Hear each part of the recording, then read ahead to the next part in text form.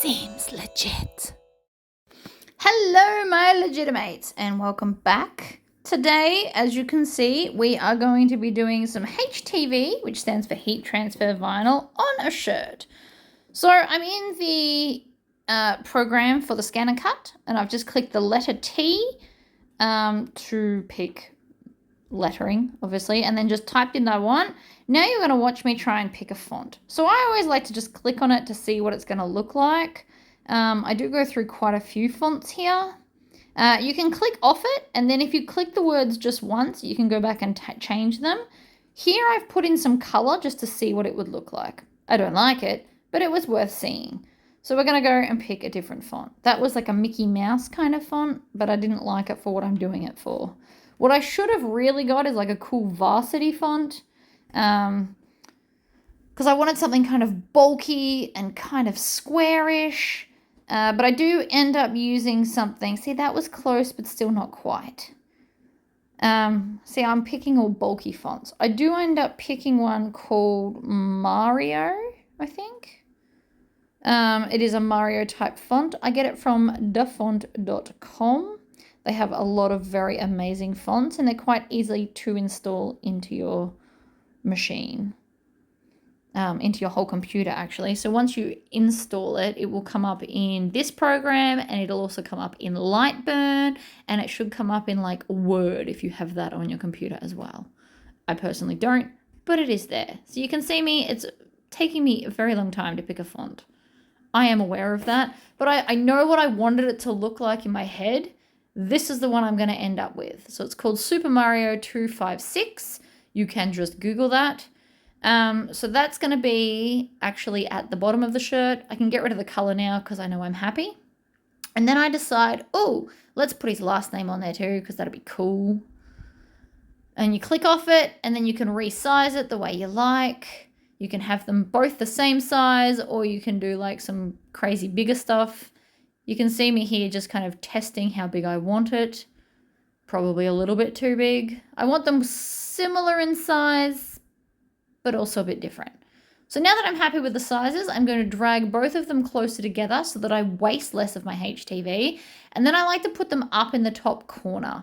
That way I don't have to do it later. Something you could do now that I forgot is mirror reverse it, because I forgot to do that because it's HTV. So we're going to export the FCM file, and I don't have it set up, so I have to save it to a USB and then transfer it to my computer. All right, so we turn the machine on, pull it down. Now I was trying to decide, do I want to do ice blue or white? I've decided on ice blue. So I believe this vinyl, this HTV, which stands for heat transfer vinyl, for anyone that doesn't know that, they sometimes send you like a cool little tester piece. But I'm pretty sure this one's from the Vinyl Loft. That is where I get most, if not all, of my vinyl. Now, one side's shiny and the other side's less shiny. You want shiny side down, like this. I'm just going to push it onto the mat. My mat is actually not terribly sticky, which is kind of annoying. And then we're going to load the program. So it's going to move as startup, and then we go to save data on the USB, and it has just occurred to me that I need to go into the edit. I need to select all, and then I need to, oops, not that, select all, and we're going to mirror it. So you want it to cut backwards, because this top part, the left side, shiny side, is in fact the back. And so then we're going to go to cut, and I'm going to just load this up. Now I am just loading it with this whole thing. I know this is not everyone's cup of tea. I also know that I should probably get some double-sided tape to hold this down, because it's going to annoy me otherwise. So you can see how my mat's not very sticky. It's another reason why I don't use this very often. I really need to get either another mat or the stuff to re-stick it. So I'm just going to put some double-sided tape here, up at the center, and then pick the back off if it'll let me. I usually use like a spray-on adhesive as well, but I'm out of that too. I'm out of everything at the moment. Very frustrating. Alright, stick that on there. Then we'll load it in. So I like to push both corners down and then hit the load button. I've got this set to what I assume is correct. And off we go. So it says it's going to take 2 minutes. The guesstimated time on this is actually pretty accurate. And it'll just cut the way it wants to. So blue on blue is what I'm going with. The t-shirt colour is about this colour, maybe a little bit darker. So it'll still be a nice contrast without using the white.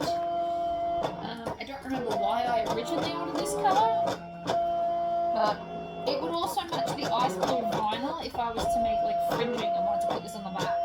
That might be why I got it.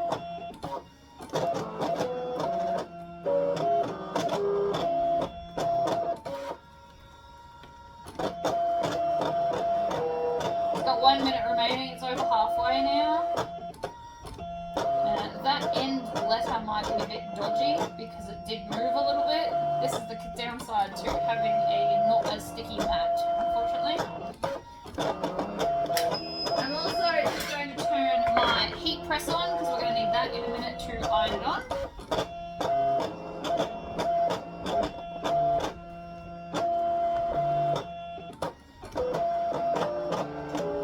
I'm just making sure it's not slipping with my fingers here. Okay. The S is fine. So I'm going to just eject the mat, pull it off. Not that it was ever stuck on terribly well to begin with.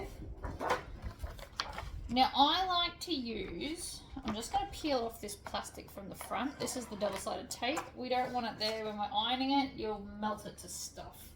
Never a fun day, I promise. So I'm going to take a ruler,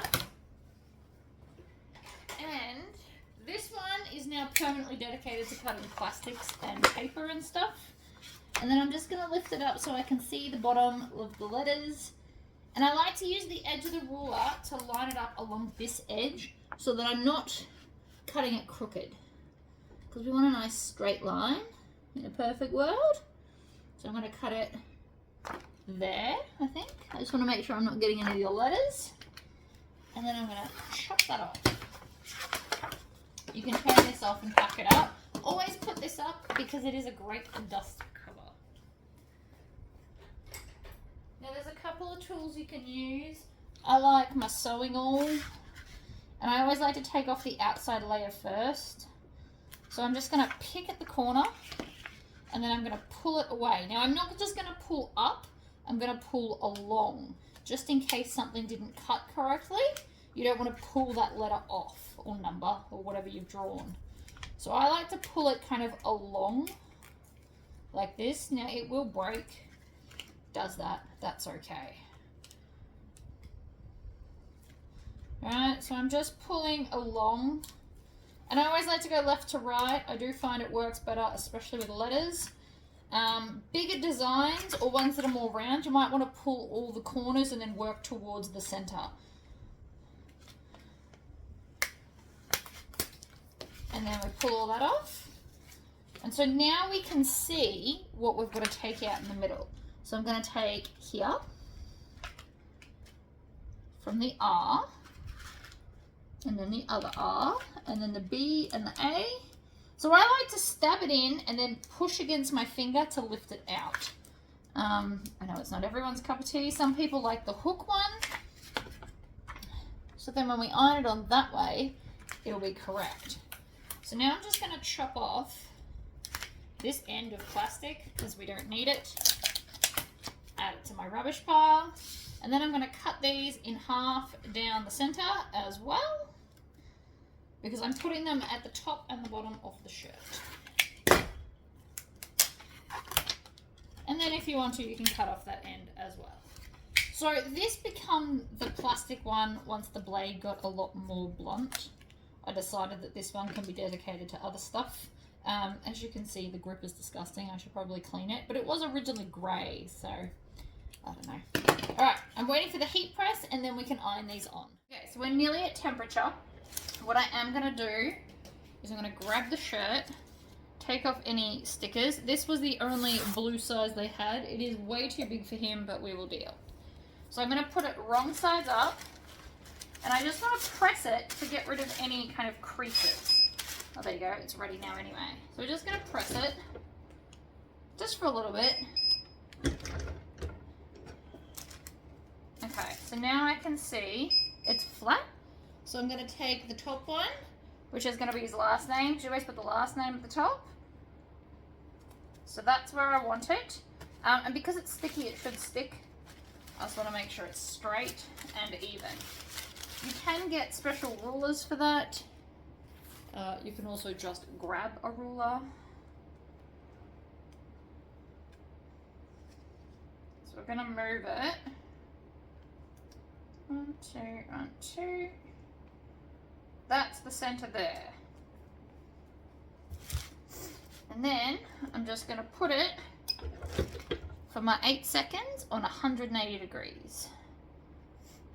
Any more than that, there's a good chance you'll burn stuff. I've played that game before. So that should now, you should just be able to peel off the plastic. Ta-da!